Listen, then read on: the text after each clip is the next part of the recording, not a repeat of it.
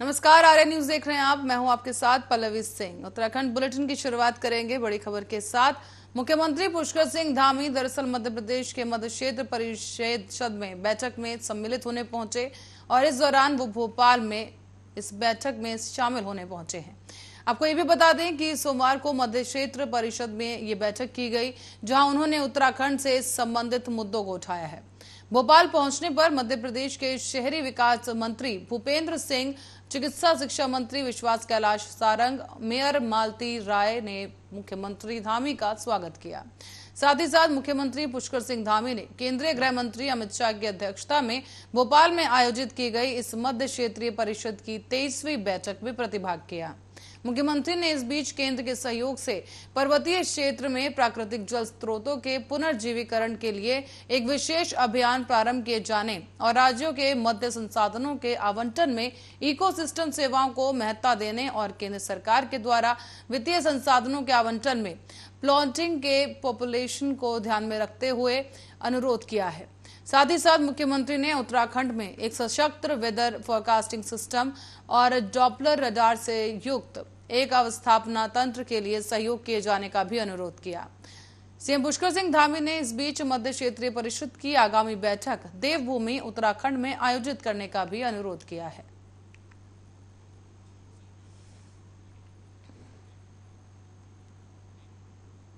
इस बीच नैनीताल से खबर है, जहां पेपर लीक मामले में एसटीएफ लगातार कार्रवाई कर रही है और इसी बीच इस मामले में रामनगर से एक खनन कारोबारी को गिरफ्तार किया गया।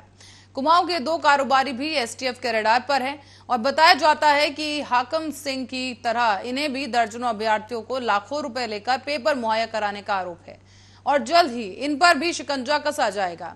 शुरुआत में पेपर लीक मामले में तार गढ़वाल और हरिद्वार से जुड़े नजर आ रहे थे, लेकिन अब बिजनौर और धामपुर का नाम भी इस मामले से जुड़ गया है।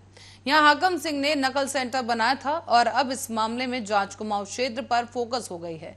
यहां पर 2 कारोबारियों के संबंध में जानकारियां मिल रही हैं और बताया ये जा रहा है कि इनमें से एक खनन से जुड़ा है और दूसरा व्यापारी कृषि उत्पाद की प्रोसेसिंग यूनिट चलाता है।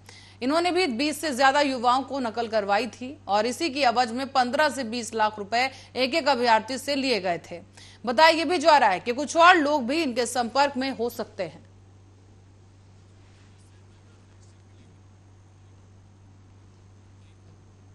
और तहसील पौड़ी में युवा कांग्रेस नेता और एसडीएम सदर के बीच विवाद लगातार गहराता जा रहा है और ये विवाद राष्ट्रीय स्तर पर अब पहुंच चुका है, जहां कांग्रेस के राष्ट्रीय मीडिया प्रमुख, पूर्व सीएम और पूर्व प्रदेश अध्यक्ष ऐसे समेत तमाम दिग्गज इस वक्त जो नेता हैं मिलकर एसडीएम के खिलाफ कार्रवाई की मांग कर रहे हैं। आपको बताते चलें, इस बीच भाकपा माले के गढ़वाल सचिव ने एसडीएम के व्यवहार को आपत्तिजनक बताया है, तो वहीं भाजपा एसडीएम के बचाव में उतर आई है और सोमवार को भी पौड़ी युवा कांग्रेस के कार्यकर्ता नितिन बिष्ट के खिलाफ पौड़ी प्रशासन की ओर से की गई कार्रवाई के विरोध में गांधी पार्क में कांग्रेस नेताओं और कार्यकर्ताओं ने धरना दिया है। तहसील पौड़ी परिसर में बीते शनिवार की देर शाम अग्निवीर भर्ती को लेकर प्रमाण पत्र बनवाए जाने के संबंध में यह विवाद शुरू हुआ था और कांग्रेस के राष्ट्रीय मीडिया प्रमुख वैभव वालिया ने सोशल मीडिया पर पोस्ट कर एसडीएम सदर के खिलाफ कार्रवाई की मांग उठाई। अब प्रदेश के पूर्व मुख्यमंत्री हरीश रावत ने सोशल मीडिया पर पोस्ट करते हुए लिखा है कि अग्निवीर भर्ती में प्रमाण पत्र को लेकर परेशान युवाओं की समस्या उठाने पर युवा नितिन बिष्ट पर मुकदमा दर्ज करना गलत है।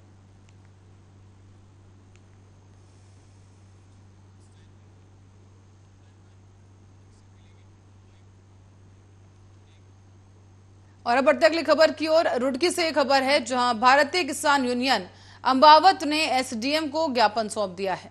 एडवोकेट फरमान त्यागी, युवा राष्ट्रीय अध्यक्ष भारतीय किसान यूनियन अंबावत ने बताया है कि चौधरी ऋषिपाल सिंह अंबावत के निर्देशानुसार किसान बचाओ देश बचाओ संविधान बचाओ की महारैली का आयोजन किया गया था और इसी रैली का आयोजन किए जाने को लेकर संगठन द्वारा हर क्षेत्र में तैयारी चल रही थी, लेकिन 2 दिन पहले ही सरकार के द्वारा परमिशन को कैंसिल कर दिया गया है और सिर्फ 2000 लोगों की परमिशन दी गई है। इसी को लेकर आज हमारे द्वारा मुख्यालय और वहां पर मुख्यालय के राष्ट्रपति के नाम पर जो ज्ञापन दिया जा रहा है, उसी को लेकर ये विवाद अब शुरू हो गया है।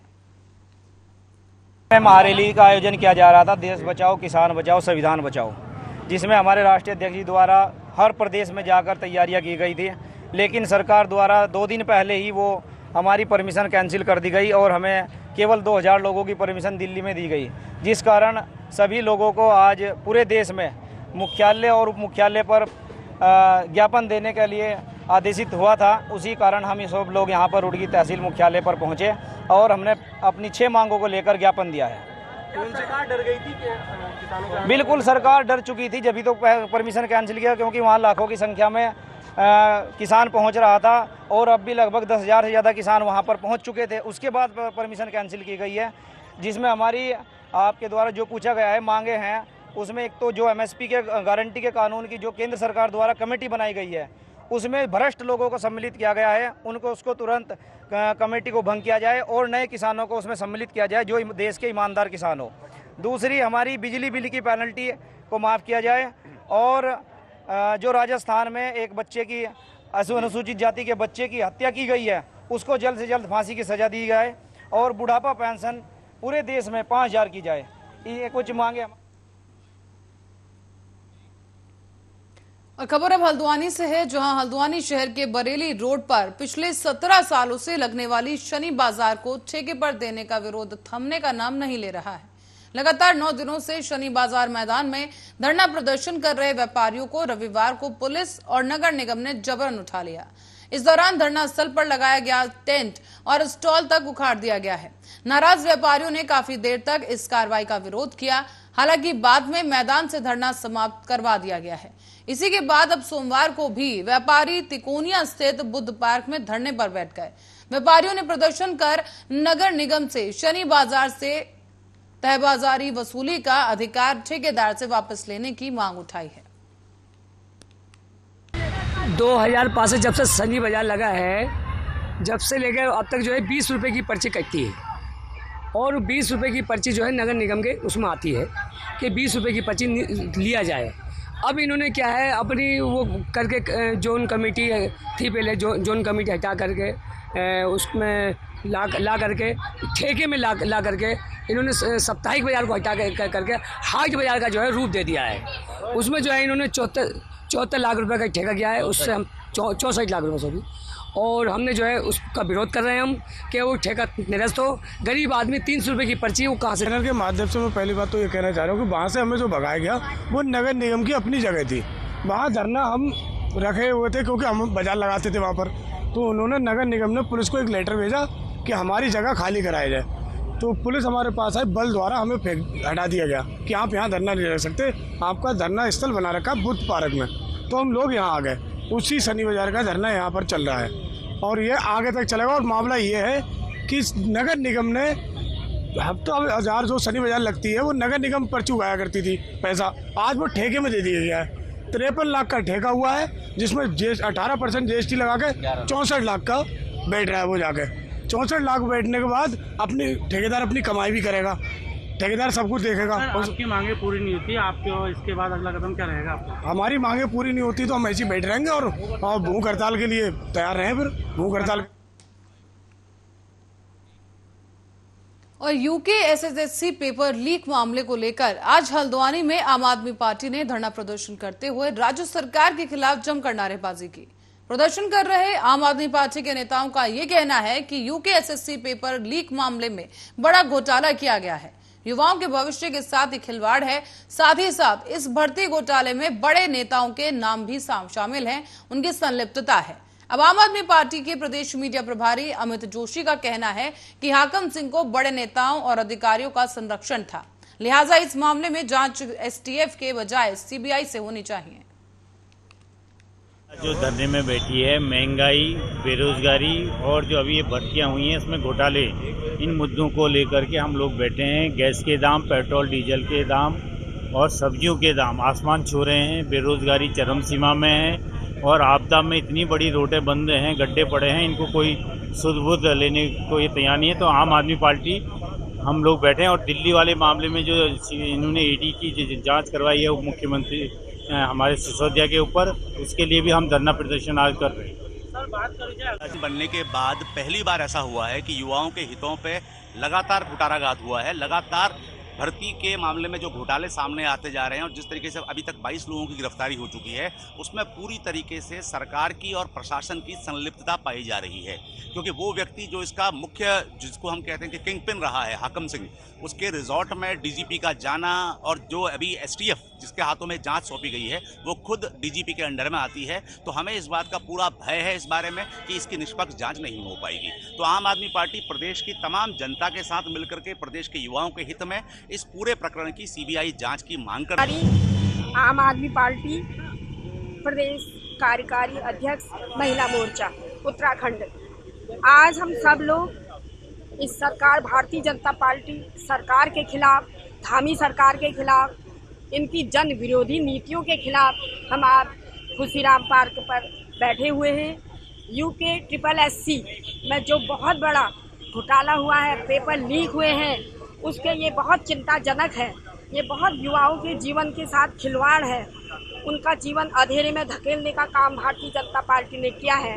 जो बच्चे पास हुए हैं, इतनी मेहनत करके, कोचिंग करके उन्हें फेल किया है, और जो बच्चे बिल्कुल जिन्होंने काम नहीं करा, पेपर लीक करवा दिया उनको, और बड़ी बड़ी रकमें लेकर उनको पास किया गया है। उन बच्चों को, फेल बच्चों को पास किया गया है। बड़ी और अब आपको बता दें कि नदी में डूबे 2 बच्चों में से एक का शव पुलिस ने बरामद कर लिया है। बताया जा रहा है कि सोमवार की सुबह से ही पुलिस, जल पुलिस और SDRF की टीम युवराज नाम के इस युवक की तलाश में जुटी रही और गोला बैराज के चैनल गेट को खुलवाकर पुलिस टीम ने युवराज की तलाश शुरू कर दी। इसी बीच गोला बैराज का पानी निकालने के बाद चैनल गेट के पास फंसा हुआ सुधीर का शव बरामद हुआ। सुबह से चल रहे सर्च अभियान में जब पुलिस ने गोला बैराज का पानी नदी की तरफ निकलवाया तो चैनल गेट के पास लकड़ियों के बीच सुधीर का ये शव फंसा हुआ मिला। पुलिस ने शव को बरामद कर लिया है और इसके बाद शव को बेस अस्पताल में भेज दिया गया। यहां से उसे पोस्टमार्टम के लिए भेज दिया जाएगा।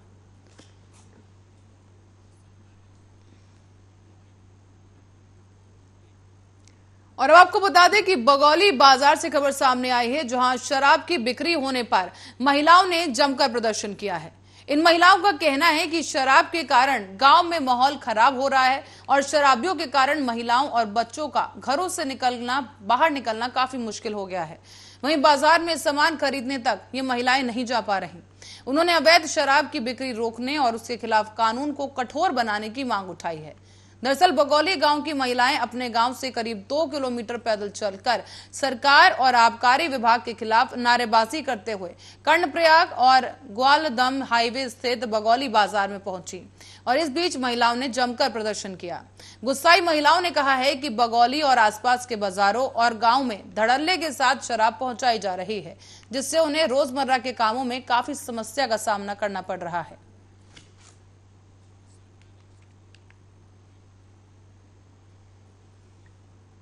और अब आपको बता दें कि अखिल भारतीय अखाड़ा परिषद के अध्यक्ष और मनसा देवी मंदिर ट्रस्ट के अध्यक्ष श्री महंत रविंद्र पुरी और ट्रस्टियों के साथ साथ मुख्य पुजारी के खिलाफ मुकदमा दर्ज करने के आदेश कोर्ट से कोतवाली पहुंच गए हैं।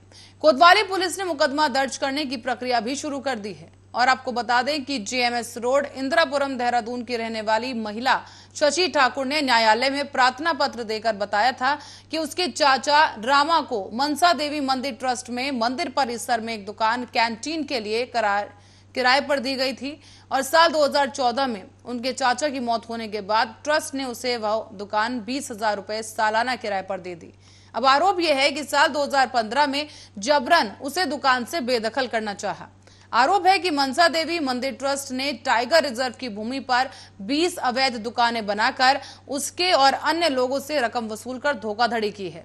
महिला ने ट्रस्ट के अध्यक्ष श्री महंत रविंद्र पुरी, ट्रस्टी बिंदुगिरी और अनिल शर्मा समेत राजगिरी और द्वारिका मिश्रा, मुख्य पुजारी सुरेश तिवारी पर धोखाधड़ी समेत कई गंभीर आरोप लगाए।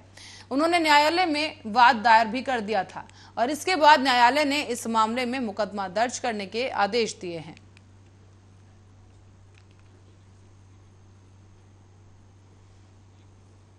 और खबर इसी कड़ी में अब लालकुआं से है, जहां पर राजस्थान के थाना जालौर के अंतर्गत एक गांव में 8 साल के बच्चे की बेरहमी से पिटाई के बाद उसकी मृत्यु हो जाने की वजह से अनुसूचित जाति समाज में काफी आक्रोश है। गौरतलब है कि जिस छात्र की मृत्यु हुई है वो अनुसूचित जाति समाज का था और उसने विद्यालय में एक मटके से सिर्फ पानी पिया था, जिससे नाराज होकर विद्यालय के शिक्षक ने कक्षा 3 में पढ़ने वाले 8 साल के इस छात्र की बेरहमी से पिटाई कर दी। घटना 20 जुलाई की है और तब से लेकर 13 अगस्त तक इस छात्र का इलाज चल रहा था, मगर वो जिंदगी की जंग हार गया है। उसकी मृत्यु हो चुकी है और घटना के बाद से ही अनुसूचित जाति समाज के जो लोग हैं उनमें जबरदस्त आक्रोश है। इसी क्रम में कांग्रेस एससी विभाग के नैनीताल जिला अध्यक्ष इंद्रपाल आर्य ने तहसील लालकुआं पहुंचकर तहसीलदार के माध्यम से राष्ट्रपति को संबोधित एक ज्ञापन की प्रति उन्हें सौंप दी है। इसी दौरान उन्होंने पत्रकारों से भी बातचीत की और कहा गया कि यह घटना बेहद ही निंदनीय है, इसकी वो भर्त्सना करते हैं। साथ ही कहा गया है कि लोकतंत्र में इस प्रकार की घटना नहीं होनी चाहिए, मगर एक शिक्षक के द्वारा जो कृत्य किया गया है वो माफी के योग्य नहीं है। उन्होंने राष्ट्रपति महोदय से इस मामले में कड़ी कार्रवाई करते हुए दोषी को फांसी देने की भी मांग उठाई। देखिए, आज लालकुआं तहसील पहुंचे हुए हैं। हमारे एससी डिपार्टमेंट के सारे पदाधिकारी हमारे साथ हैं, जो पिछले महीने जो राजस्थान में और खुलना तहसील में जो घटना हुई थी, एक विद्यालय में 8 साल के बच्चे को इस बेरहमी से दरिंदगी से मारा गया, तो उसकी मौत 13/8 को हो गई। तो उसको लगातार ऐसे घटना जो लगातार बढ़ रही है, उसके विरुद्ध हम ये मांग रखते हैं कि राष्ट्रपति मुहिम को हमने ज्ञापन भिजवा है और तहसीलदार के माध्यम से हमारी मांग है कि ऐसे व्यक्ति के ऊपर कड़ी से कड़ी कार्रवाई हो, और जो पूरा देश का माहौल बिगाड़ने में लगा हुआ है और ऐसी मानसिकता व्यक्ति के ज़्यादा लेकिन मुंह बोल उठा के आ रहा है, लेकिन जब ऐसे व्यक्ति को लालकुआं में नवनियुक्त पुलिस क्षेत्र अधिकारी अभिनय चौधरी ने नगर में कम्युनिटी लाइजिंग ग्रुप की एक बैठक लालकुआं कोतवाली में आयोजित की। इस बैठक में कई प्रकार के अपराधों की तत्काल सूचना देने और नशे के खिलाफ चलाए जा रहे पुलिस के अभियान में सहयोग करने की बात रखी गई। तो वहीं बैठक में पुलिस क्षेत्र अधिकारी ने यातायात नियमों का पालन और लोगों से इसमें जागरूक रहने के लिए और सहयोग करने के लिए कहा। स्थानीय कोतवाली में आयोजित सीएलजी की इस बैठक को संबोधित करते हुए नवनियुक्त पुलिस क्षेत्र अधिकारी लालकुआं अभिनय चौधरी ने कहा है कि वर्तमान में लालकुआं क्षेत्र में नशे की लत बच्चों के गंभीर और बच्चों के भीतर तेजी के साथ बढ़ती जा रही है। इसकी रोकथाम के लिए पुलिस के साथ साथ नगर क्षेत्र वासियों को भी सहयोग करना महत्वपूर्ण है। सीएलजी मीटिंग की है, जिसमें जो समाज के लोग हैं, जितने भी संभ्रांत लोग हैं, वरिष्ठ नागरिक हैं, आर्मी रिटायर्ड हैं, कुछ टीचर हैं, कुछ एनजीओ के लोग हैं और बाकी जितने भी लोग हैं यहाँ से बुलाए गए हैं अलग अलग, ताकि उनसे शहर की समस्याएं पूछी जा सकें और उनका हम जो है उनका सुझाव दे सकें, उनका निदान करने की हम कोशिश करें कि उनकी क्या समस्याएं हैं और क्या पुलिस कर सकती है। साथ ही इनको जैसे साइबर के अपराध हैं, ट्रैफिक के नियम कानून हैं और जो जितने भी नशे के जो दुष्प्रभाव हैं उनके बारे में पब्लिक को जागरूक किया जाए। और भिक्षा नहीं शिक्षा दे, इसी संदेश के साथ आज हल्द्वानी में पुलिस और बच्चों से जुड़े सरकारी विभागों की ओर से एक जागरूकता रैली का आयोजन किया गया। रैली में कई स्कूलों के बच्चों ने प्रतिभाग किया और इस दौरान एसपी सिटी हरबंस सिंह ने बताया है कि पुलिस मुख्यालय के निर्देशों के क्रम में बाल भिक्षावृत्ति पर अंकुश लगाने के लिए 2 महीने का ऑपरेशन मुक्त अभियान चलाया जा रहा है। नैनीताल जिले में 1 अगस्त से लेकर 15 तक सत्यापन अभियान चलाया गया है, जिसमें 188 बच्चे चिन्हित हुए। बच्चों के अभिभावकों के साथ उनकी काउंसलिंग भी की गई है। जो अभियान है ऑपरेशन मुक्ति का काफी ही एक अच्छा अभियान है। इसमें सबसे अच्छी बात जो है कि पूरे कोऑर्डिनेशन के साथ, सारे डिपार्टमेंट से कोऑर्डिनेशन के साथ जो है ये काम हुआ है, क्योंकि जो फर्स्ट कांटेक्ट होता है बच्चों के साथ वो पुलिस का ही होता है। तो इसमें हम सबका यही रोल रहता है, हमारे डिपार्टमेंट का ये रोल रहता है कि जैसे सर ने बताया कि अभी 188 बच्चे जो हैं हमारे चिन्हित किए गए हैं, तो हम उनका कैसे भविष्य बेटर कर सकते हैं, उन्हें कैसे पुनर्वासित कर सकते हैं और कैसे और भी लोगों को जागरूक कर सकते हैं कि आप भिक्षा ना ही दें और ना ही लें। तो इसी पे जो है आज हमारा अभियान था। इसमें लगभग जैसे कि सर ने बताया लगभग 700 बच्चों ने इसमें प्रतिभाग किया। तो बहुत ही एक अच्छा मैसेज गया है सारे डिपार्टमेंट, चाहे बाल विकास हो, चाहे लेबर डिपार्टमेंट हो, पुलिस हो, हमारी जो हेल्पलाइन है बच्चों के लिए चाइल्ड हेल्पलाइन, तो सबने मिलकर कि अच्छा प्रयास करा है और अगर इससे बहुत ही एक स्ट्रॉन्ग मैसेज जो है पूरे समाज में ही जाएगा। आपका नाम? मेरा नाम व्योमा जैन। बाल भिक्षावृत्ति को समाप्त करने के लिए 2 महीने का अभियान चलाया जा रहा है, जिसमें 1 अगस्त से लेकर 15 अगस्त तक उन बच्चों का चिन्हीकरण किया गया है जो बाल भिक्षावृत्ति में इन्वॉल्व हैं, जो बाल भिक्षावृत्ति कर रहे हैं। पूरे ज़िले द्वारा 188 बच्चों को चिन्हित किया गया है और उनके अभिभावकों से उनसे वार्ता कराई गई है, उनकी काउंसलिंग कराई गई है। जो हमारा द्वितीय चरण है जो 16 अगस्त से शुरू हुआ है और जो 31 अगस्त तक चलेगा, इसमें रैली के माध्यम से, पम्फलेट के माध्यम से, बैनर के माध्यम से, नुक्कड़ नाटक के माध्यम से समाज में ये मैसेज देना है कि जो भिक्षावृत्ति है ये। और इसी खबर के साथ ही बुलेटिन में फिलहाल के लिए इतना ही। देश और दुनिया की तमाम खबरों के लिए बने रहे हमारे साथ, देखते रहे आरएन न्यूज।